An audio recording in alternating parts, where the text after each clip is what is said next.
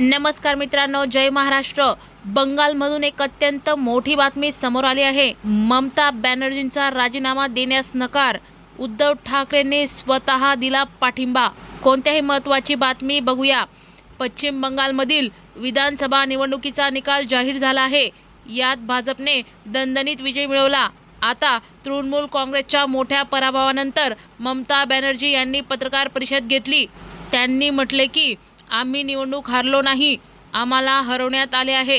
भाजपने निवडणूक आयोगाचा वापर करून विजय मिळवला आहे। तसेच पुढे बोलताना त्यांनी मी राजीनामा देणार नाही असं विधान केलं आहे। ममता बॅनर्जी यांनी म्हटलं की आमची लढाई भाजपशी नव्हती तर निवडणूक आयोगाशी होती। माझ्या आयुष्यात मी असा निवडणूक प्रकार कधीच पाहिला नाही। 2024 नंतर इतका अत्याचार मी पाहिला नाही। निवडणूक आयोग हा मुख्य खलनायक आहे। SIRमुळे 90 लाख मतं काढून टाकली गेली। भाजपने 10 जागांची लूट केली आहे। पंतप्रधान नरेंद्र मोदी आणि गृहमंत्री अमित शहा यांनी मिळून आम्हाला हरवले। भाजपाने प्रत्येक प्रकारचा डावपेच वापरून आम्हाला पराभूत केले।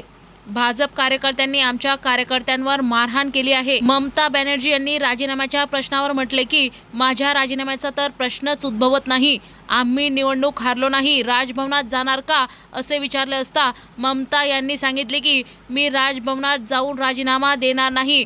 पक्षातील सदस्यांसोबत पुढील रणनीतीवर चर्चा केली जाईल। आता मी भाजपच्या अत्याचारांना अधिक सहन करणार नाही, मी रस्त्यावर उतरून लढा देईल। पुढे बोलताना ममता यांनी सांगितले की इंडिया आघाडी माझ्यासोबत आहे। सोनिया गांधी यांनी मला फोन केला। राहुल गांधी, अरविंद केजरीवाल, उद्धव ठाकरे, हेमंत सोरेन आणि तेजस्वी यादव यांनीही मला फोन करून पाठिंबा दर्शविला।